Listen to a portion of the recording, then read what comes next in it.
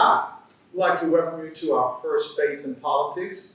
Reverend Jimmie Hawkins with the Presbyterian Church's Office of Public Witness, here with Representative James Clyburn of the 6th District of South Carolina, also the majority whip in the U.S. House of Representatives. We're really pleased to have this conversation with you.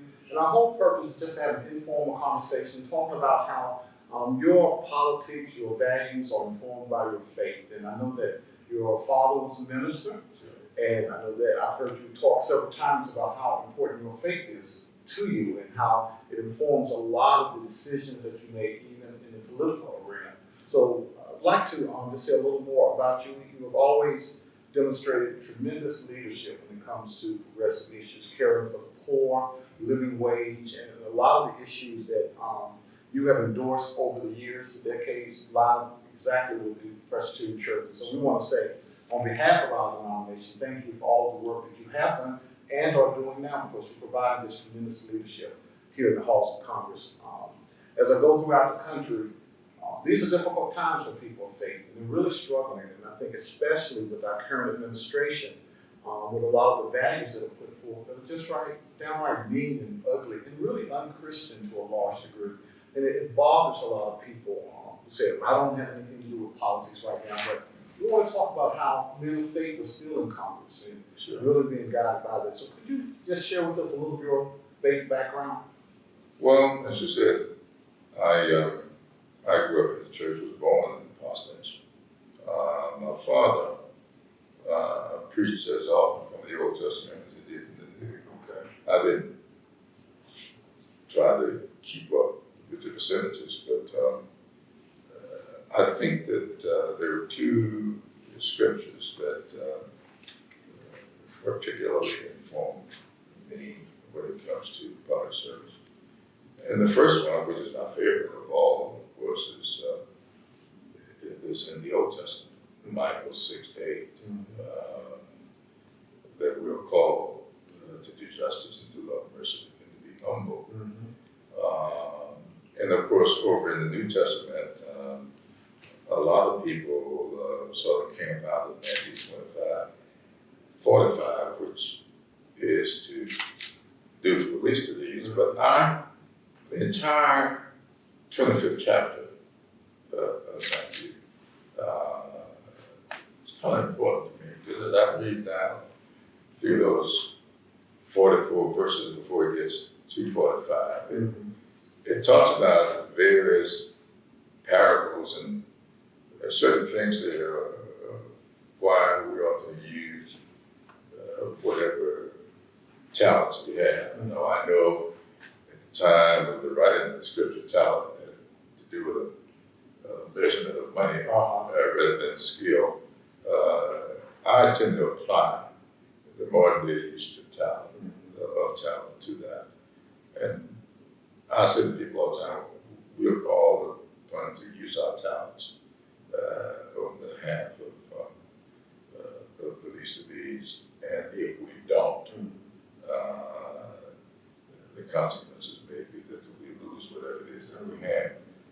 So when I think about all of the scripture, it's summed up in my memoirs that I call Blessed Experiences. And it's named that in large measure because my father's favorite hymn was Blessed Assurance. And I used to listen to him hum that song all day on Saturdays when he was preparing for his weekly sermons. And I conclude, as I say in the introduction to the book, that we can be no more nor will we be any less than what our experiences allow us to be. And so those experiences that I had growing up in that process, growing up in the church, still inform me today. And I find myself relying on scripture and hymns in order to get through whatever challenges I have today. Well, as a minister myself, I identify very strongly with your father. I have two children, a 16-year-old daughter who just turned 16 this past Saturday, and a 14-year-old son who's turning 15 this Sunday. So I've heard her comment several times on the fact that she's a PK, a preacher's kid. And so she talks about the pressure that puts on her. So what was that like growing up as a minister's son? It was tough. I could sympathize because I empathize with your children. I grew up with two brothers, and our church was there on the corner walking about the streets, and we were under intense pressure all the time. There was another minister in our neighborhood, or in Harvard. His children that he was raising were really grandchildren. And it was different with them. Now, the Harvins, mother and father, were deaf and mute. And so they were up in New York working, but their children were being raised by their parents.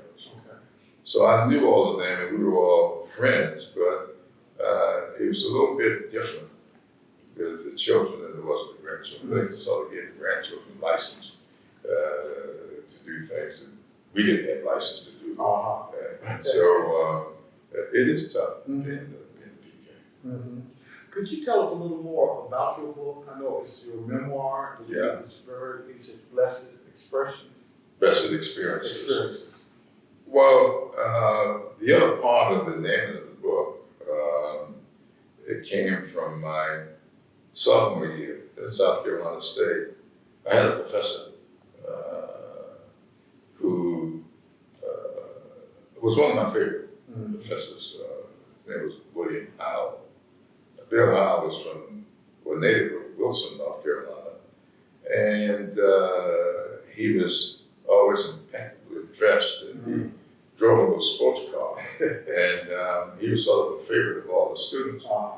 But Bill Howell and I often got into, I would call, contentious discussions in the classroom. And one day, while we were carrying on this discussion, he stopped the class. He said, "Now, young man, I want to tell you something. You will never be any more, nor will you be any less than what your experiences allow you to be." That struck me. And I thought about that for the rest of the day, and I've been thinking about that ever since. And so when I sat down to write this book, I started out writing the book, calling it I Too Am a Southerner. Now, I was calling the book that because when I was in the governor's office, one of my early, I should say, because it wasn't the first, one of my early tasks was to sit in on committee meetings and to inform the governor as to what progress or lack thereof his legislative package was making. And when we were trying to create the South Carolina Human Affairs Commission, it started out as an advisory committee appointed by the governor. And that advisory committee got challenged in court and lost the lawsuit. So it became incumbent upon us to create an official state agency, to carry out what the governor wanted to do. And as that debate went on, as you can imagine, this was a commission that was going to be created to monitor hiring practices and other forms of disparate treatment racially. And one day in the middle of the debate in the committee, a representative stood up and he said to them, "That is what we had to do when they had their president, but we got our president now." That's what he said. That's what he said. And he paid no attention to me standing in the back of the room. So that day, after that meeting, I said to one of my colleagues in the governor's office, I said, when I leave this office, I'm going to write a book. And the title of the book is going to be I Too Am a Southerner. Oh, wow. Wow. You never forgot that. I never forgot it. And I held on to that. And when I started taking notes to write this book, it was all about that guy identifying himself as a Southerner. And he was really talking about what was going on before the Nixon administration and what was going on in the Nixon administration. We got our president now. Right. So I understood that. So it was to your exclusion. It was to my exclusion. So in writing this book, I got bogged down and suffered from writer's block or whatever they called it, which I didn't think existed. Right. And I couldn't get the book written. So I was struggling. And after a year or two of just not being able to get the book written, it suddenly occurred to me that my father would prepare for his weekly sermons, reading and writing, and throughout that experience all day Saturday, he would be humming his hymn, Blessed Assurance. And so I went and got the hymnal, and I wanted to see if that song would do for me what it did for me. Wow. And just reading that hymn, things just opened up. And I went back to my computer, I changed the title of the song, the book that says, Blessed Experiences, colon, genuinely Southern, proudly Black. Wow. Wow. So I noticed that the second part of it. Yes, That's what it to came incorporate, that's what it was. I'm a genuine Southerner, I too am a Southerner. So I held on to that, but I'm proud to Black. And so that's how we got to the title. So when the University of South Carolina hired 3 people to read the book, they were supposed to come back with recommendations as to the title of the book. All 3 of them said, don't change the title. Wow. So that's why. So they confirmed that for you. Yeah. You are a natural legislator. I mean, it seems to come natural to you. And I read that you were, at the age of 12, the president of the youth division for the NAACP. Yeah. So how do you relate to politics? Well, sometimes it's just chance. I have been often asked, how did I get elected president of my youth council when I was at the age of 12? I jokingly said I went to the restaurant, I think, when I came back. They told me I was president. I don't even remember how all that happened. I do remember when it happened. We formed the youth council there in Sumter, South Carolina, as a follow-up to a lot of activity that was going on in Sumter. I've often wished that I had the time to really write a history of the contrasts, the dichotomies that existed in Sumter. Sumter's a little town where the White Citizens Council that became somewhat of an elevation of or sophisticated Ku Klux Klan was found in Sumter. Was it really? Oh yeah. Okay. But also in Sumter was where you had some very progressive whites. James McBride Dabbs was from Sumter County. Maysville, South Carolina, where Bethune was born. He was a very progressive, wealthy farmer who was an integral part of the Southern Regional Council that was formed to push integration. There was a guy at a furniture store whose name was Kirby. I never heard him talk about him, but I remember conversations he had with my mother, who was very active in the NAACP. And it was also in Sumter that the big legal attempt to break the back of the NAACP took place. The case was called Nash versus the NAACP. Chef Nash sued the NAACP as part of the efforts to break the backs, financially break the back of the NAACP. This was a national, or maybe I should call it a regional effort that was taking place. So all of this was in that little town of Sumter. Wow. And here I was growing up with all of that. And these things were very much a part of shaping me. And so it's part of the reason a lot of times when I hear people just classify folks racially, I sometimes want to know that I've had a pretty diverse experience when it comes to that kind of thing. I remember James McBride Dad. I served in the Southern Regional Council with him after that. He was still there, the elderly guy, when I came along and started participating in Southern Regional Council. I remember Alice Spearman. These were white people who were progressive, and I had experiences with them. So I just don't dismiss all white people out of whole cloth. I find that irrespective of skin color,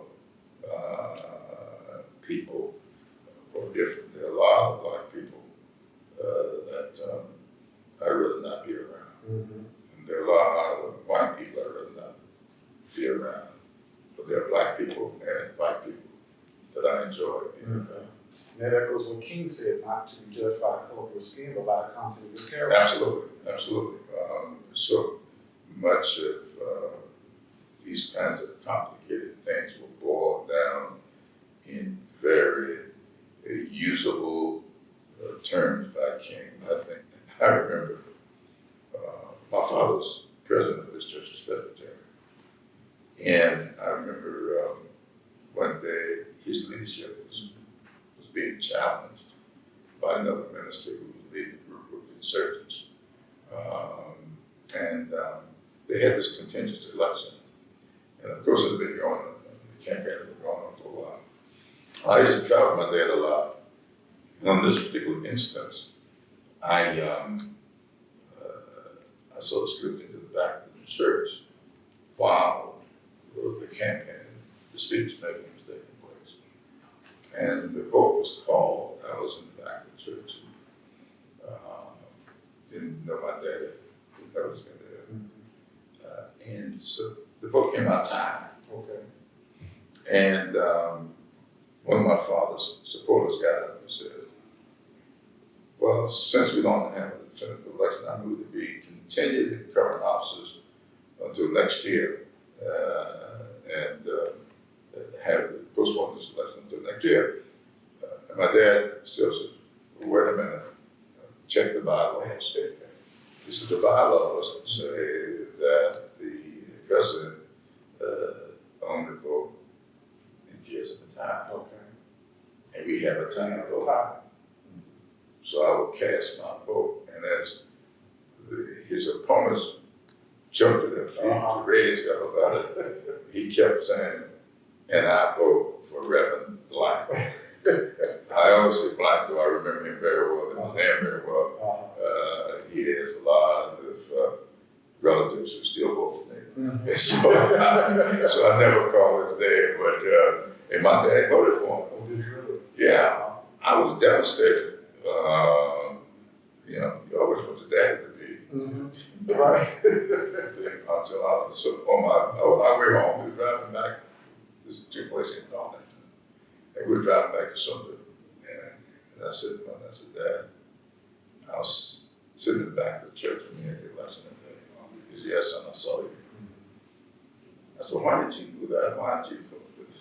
He says, when things are this divided, nobody will be able to like us. They'll be back. They won't be back.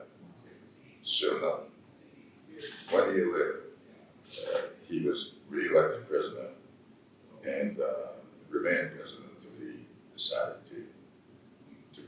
So I missed it, so he voted for his opponent. Yes, Okay. he voted for his opponent. So what did you learn about your father from that? Well, that too informed me. One of my early decisions here in the Congress was when it was kind of interesting. We were having a real contentious issue taking place here in our Congress. Dick Gephardt was our leader. And Dick Gephardt had made a deal with a congressman from New York who was a Republican, but wanted to switch parties. So Gephardt, in order to protect this gentleman who was on the Appropriations Committee, he told him, so if you switch, we'll keep you on the committee. Okay. Well, he switched. The Republicans kicked him off the committee. So then Gephardt moved to put him on the committee. We didn't have a spot for him. So he came up with this little scheme that everybody on the committee would take turns rotating off the committee every 2 months. You would rotate off. Mm-hmm. And he laid that out in our caucus meeting. And I was sitting there looking at this. And I said to myself, because I came here with a management background, I didn't come out of the legislature as most people do. I came here running the state agency for almost 20 years. And I knew that you couldn't manage that. So that would be catastrophic. So after the meeting, I called Dick and I said, Dick, that proposal you laid out that day would never work. I said, you know, if my 2 months of rotating off the committee were to come up in October or November, I wouldn't mind coming off the committee. But if it were to come up in April and May while we put the budget together, I wouldn't be coming off the committee. So y'all can be able to manage that. So he kind of, I wouldn't say angrily, but he said, well, do you have a better idea? I said, yeah. What's that? You can have my seat. I'll come off the committee. So you can have my seat. That way you can maintain some control of the committee. He said, you would give up your seat? I said, yeah, I'll give up my seat. If you respond to this little memorandum I'm going to send you in a positive way. So that was That's right. That's that kind of an experience. He's what sent me the memorandum. I sent it to him. And to his credit, he called a meeting in his conference room. He brought in the chairman of the Appropriations Committee. He brought in the lady who was assistant director, who later became director of the OMB. And we sat, and who was that time? Dave Barney. And we sat around in a circle like this, and he says, looking at the memorandum, he says, Jim is asking for this to happen, which were these little projects that I wanted. Who can do this? And they all big projects. I got everything I wanted, did not have to go to a single meeting. And I sat there and Would your father impacted you? That's exactly right. With that situation? Absolutely. I'll never forget my dad doing that. And what he said to me, it would be so divided, nobody would be able to run it, which was going to happen today. If he tried to do that, that caucus would have been torn up because somebody would say, come in, no, I'm not coming up this committee. I got this project that's being discussed. I got to see it to protect my interests. And that's what informed me. When President Obama was elected, you shared some of your feelings that it really just meant so much to you that it was something you never thought would happen, but you were blessed to be alive when it did happen. Sure. And he later said of you that when you stand up to speak, that everyone in the Congress listens. What has this election meant to you? You were the first African American majority whip, so you know something about being the first. How does that impact you? Well, I was the second African American majority whip. Yeah. That was the first one they elected. Whip used to be appointed. And Bill Gray from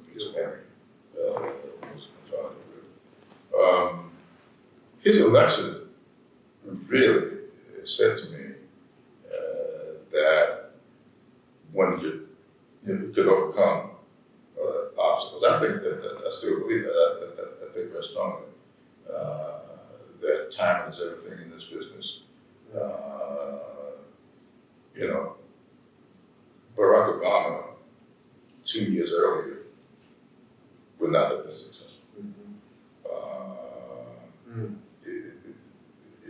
It's being able to take advantage of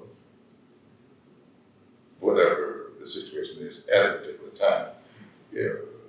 Politics, it's like almost anything else. I mean, you watch people say, well, he seems to be peaking at the right time, or this is happening at the right time. And Barack Obama was fortunate enough to be in place at a time when the country was moving back to the left.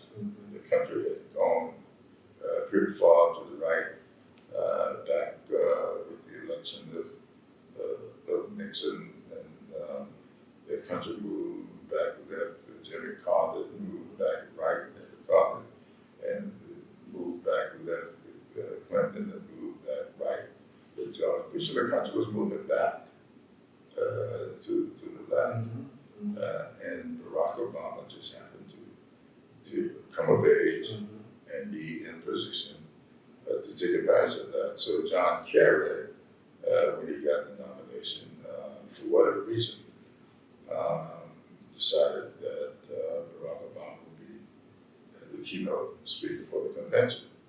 That was just perfect timing. A lot of people forget that Bill Clinton came on the national scene when he keynoted the Democratic convention. But it was in Atlanta.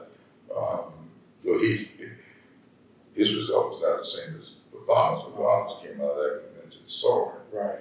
Bill Clinton came out of that convention sort of on the slide. He ready to come back. And I remember when former President Clinton gave that speech. It was the longest speech. The most boring. But he became a national conversation. That's right. And I tell people a lot, times that what makes you a national figure, it does not always have to be real positive. If you can make yourself a part of the discussion, it can be helpful. So Bill Clinton made himself a part of the discussion, and it was very helpful to him, though he was a source of a lot of mockery. But you just had a long speech. That's right. I made that mistake a few times. One of the things that I identify with you is being a man of faith. I mean, I think it's evident in how you talk, how you carry yourself, positions that you take. I think a lot of Christians are seeing that this period in our political history is a very difficult time for people of faith. And a lot of people are struggling with how can so many Christians support so many of the positions that are hurting poor people. How do you maneuver as a man of faith in the political arena? Well, I'm worried about that myself. We're now mourning the recent loss of Elijah Cummings. He too was PK. And Elijah and I used to talk a lot about the challenges of being a PK. And he was about 11 years his senior. And he would say to me all the time, he said, I don't see you as a big brother. I said, I really see a lot in you, what I experienced with my dad. And he would talk to me about that. His parents came out of Clyburn County in South Carolina, and he knew that history. He was an accomplished lawyer who had done civil rights stuff.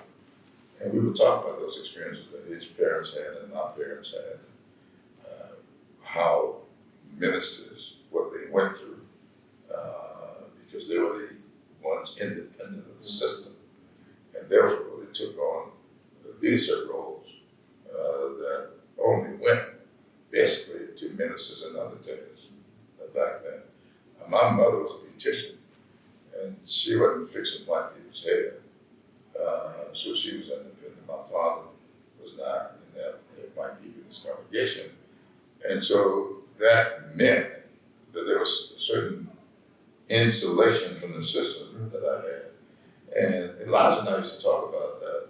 And his whole thing was, we got a certain responsibility because we standing on their shoulders. We didn't make them who they were, but they made us who we are. And we have an obligation to carry that forward. And that's the way, we talk about that all the time. And of course, I would probably speak at this service, and I'll mention a little bit of that. Because faith, to me, is summed up in the 11th chapter of Hebrew, right there in the very first verse. Faith, the substance of things hoped for, the evidence of things unseen. And that is what guided folks. All they had basically was the faith. And the faith was things would be better. My mom used to tell me all the time, you just stay in school, you stay out of trouble, and you be able to fulfill your dreams and aspirations. That's just faith. Because nothing around her would give her that kind of hope. Faith, hope, and love.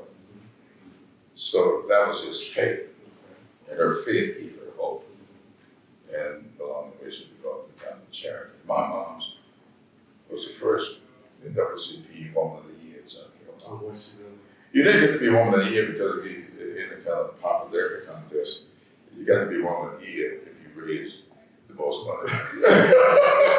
That's important in the church. So these were love offerings of faith, hope, and love. That's what I thought about when you said Woman of the Year. I know how that goes. Absolutely. South Carolina has really given us some really prominent leadership. Sure. In your position. Our state clerk is from South Carolina, Reverend Dr. J. Herbert Nelson. Sure. First African American state clerk that we've had. And I understand you have a personal connection with his family. Absolutely. His mother's funeral. Oh yeah. His dad was one of my favorite people. J. Herbert Nelson, his senior year, was president, state president in NAACP when I was doing my stuff in NAACP. And I think, I'm not sure, he may have become state president later, but he was very active in the NAACP when I was come along. And lived about 2 blocks. Okay. He is Presbyterian because my father was in the Church of God. When I went off to college at South State, I joined the Westminster Foundation. Oh, did you really? Yeah, I was a member of the Westminster Foundation. And I was also president of the Student Christian Association. So I went to St. Luke Presbyterian Church often when I was in Orangeburg, though my father pastored in Orangeburg when I was a kid. And so the Church of God was just about 2 or 3 blocks off the campus. And the original site of St. Luke was maybe 2 blocks from the church, from that church. So I visited St. Luke often. So J. Herbert Nelson was just a great friend. She had no interest in me, so we didn't become brothers in law. It didn't work out. No. But I understand that you did meet your wife in jail. Yes, I did. I did. Sometimes it's kind of interesting. I use that story to make two points. One is that sometimes going to jail can be a blessing. And I guess it was a blessing being that day. But I also use that because I found out on our 10th wedding anniversary that although I thought that was a chance meeting, it was not a chance meeting. That my wife had laid out a plan sometimes earlier, and she showed up in jail that day with the help of one or two of my friends. One of them was in jail with me that day.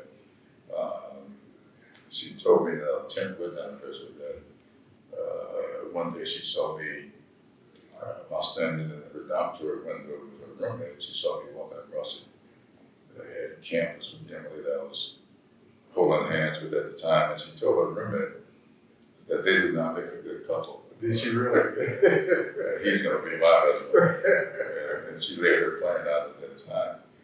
And it was amazing. The young lady who was a roommate at the time spoke at her service, and she told that story. Oh, this is really? Yeah. So that was not made up at all. So I tell people all the time, you may think you made the choice, but you may have been chosen. That's right. Especially in relationships with men and women. Absolutely. That's exactly right. One, we're going to turn and see if we have any questions, but I do want to ask you, I represent the Presbyterian Church in areas of social justice, and we have 1.7 million Presbyterians across the country. And as I go across the country talking to different Presbyterians and congregations, they want to know, how can the church play a role, one, to better the climate, a lot of talk about civility, especially politically. How do you see, what role do you see people of faith in the church playing in making this nation a better nation? Well, I do think that people of faith ought to do more than professing. I think we ought to be guided by that second chapter of James, where we were told that faith without works is dead.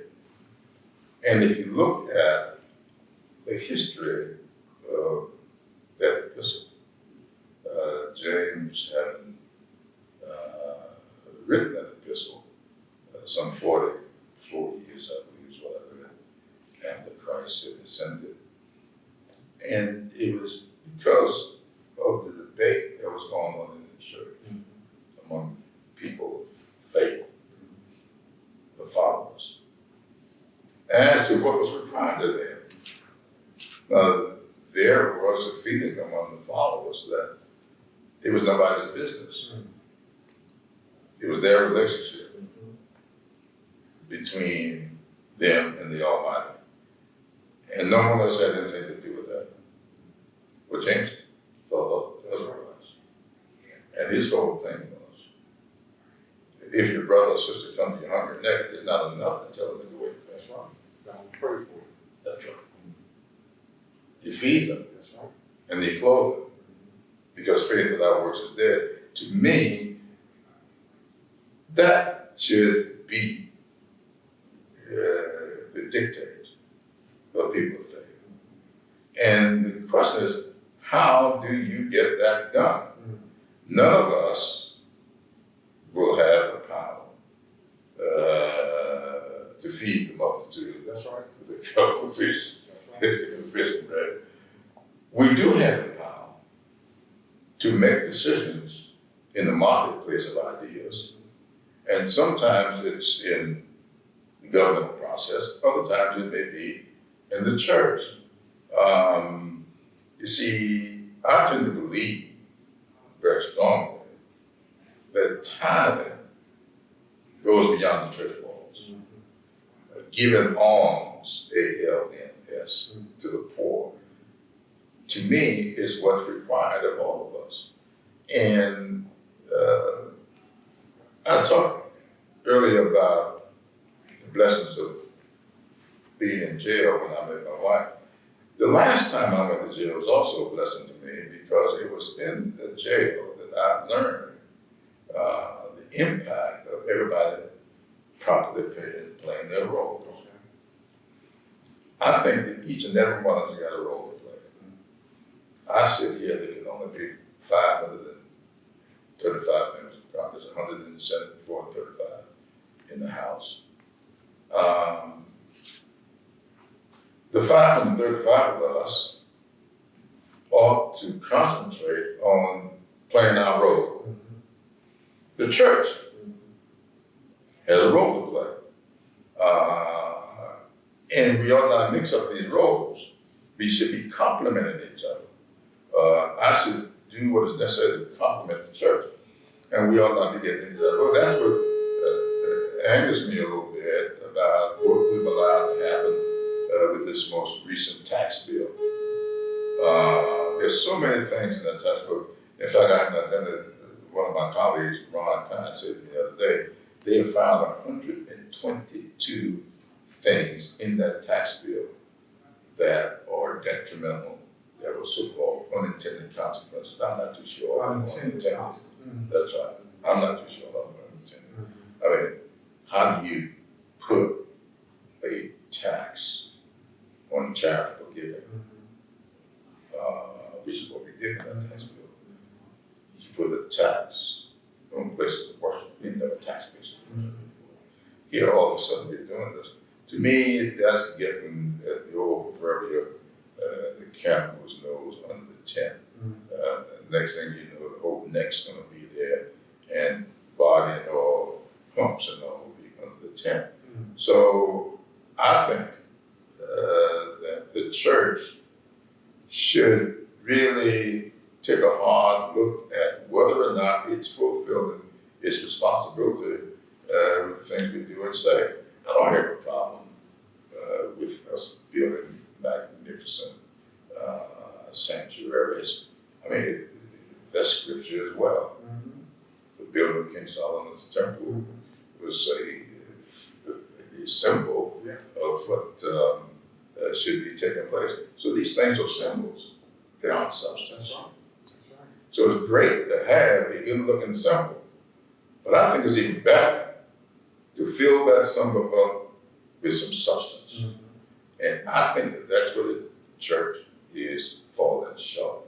It is falling short on substance. Long on symbolism, short on substance.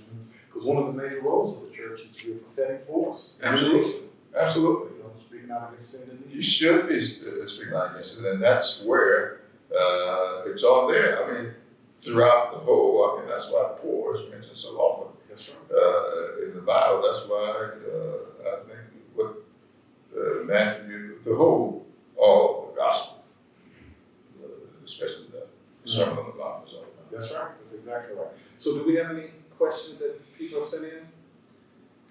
If not, along the same lines, you know, I think there's a lot of misunderstanding of what it means to have separation between church and state. Some people who are spiritual think, well, we're not to be engaged at all. That's not really what it means. No, absolutely not. I forget now the scripture I used to remember it, render unto Caesar that which is Caesar's. And then to God that's what the my dad used to talk about all the time. He kept on his, we call it the pulpit, I don't know what you call it anymore in church. He kept, there was always a Bible under there, there was always a hymnal he couldn't sing too tough. He kept the hymnal there. My dad also kept a loose leaf binder of registered voters, you know. Wow. He kept up with that. He had a sign right on our door. If you walk up to the front door of our house at 104 Walker Avenue, you were greeted with those signs, I am registered. Are you? That was in the church? No, it was on our front door. Your front door? Pastor next door. So I am registered, are you? That was big for him, this whole notion that you ought not be political, which is probably one of the reasons I saw where I am today on the faith meter is how you balance that, this whole notion that you pray, my dad used to say, you pray for good health and strength. And then you get up off your knees and work on. All right. So if the good Lord gives you some moderate good health and strength, then you go out and work. This whole notion the Lord will provide.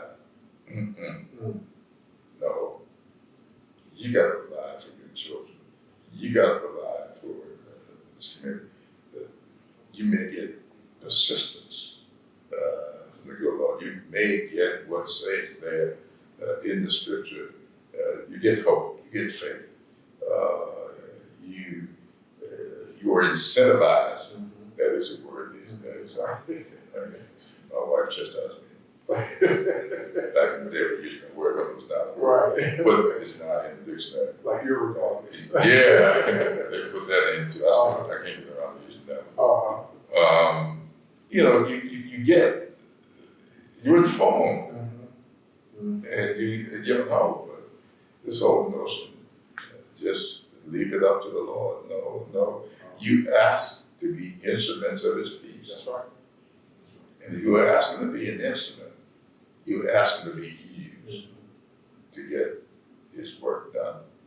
Ministers are instruments. And those of us who sit in the congregation on Sundays or whenever we're there ought to be instruments. This whole notion of just leaving up to the Lord, that doesn't work too well. That's right. Well, as a closing question, Jay Herbert, as our state clerk, has really pushed social justice. And we're doing what's called hands and feet to say that whenever we have our General Assembly meetings every other year, we'll be in Baltimore in 2020. We're to make a difference with our hands and our feet in the city to try to help, especially those who are impoverished. We have been really providing some strong leadership in the elimination of cash bail. We raised $42,000 in St. Louis and bailed people out of jail, and $10,000 in Kentucky, Louisville, Kentucky. What would you say are your top 3 priorities for, especially, the elections coming up in 2020? What would you say there? Well, my number one priority right now, I think, is developing a comprehensive infrastructure program for our country. When I say comprehensive infrastructure program, that is to say this. A lot of people look at infrastructure as meaning roads and bridges, and then some people say, well, let's add water and sewage. I don't know. It's a much broader thing than that to me. Broadband employment is infrastructure issue. School construction, infrastructure. I think that if we are going to effectively deliver health care, we've got to have broadband employment. Rural hospitals are closing all over this country. South Carolina, we closed 4 recently. Wow. Those hospitals will still be open today if broadband had been available to those communities so that telehealth could be a part of them. We're not going to educate our children adequately without broadband. That is to me, the biggest infrastructure issue, or lack thereof, in the country today, is broadband employment. So that's my number one thing. And I put a head over all of this when I say that I believe that what we ought to be doing as a country is making this country's greatness affordable and accessible by all of its citizens. Education needs to be accessible and affordable. Healthcare needs to be accessible and affordable. Low-income housing, accessible and affordable housing of whatever level of income. You look at all that the government has to offer, the first thing to us ought to be, is it accessible? And is it affordable? So I could give you 10 things or one thing. It would all boil down to one umbrella, making our country's greatness accessible and affordable by all its citizens. Well, that's been very helpful. I really want to thank you for your time. Thank you. It's been a wonderful conversation, and continue to pray for the church. We'll continue to lift you up in prayer. I appreciate it. This is Reverend Jimmie Hawkins, and thanks for tuning in for Faith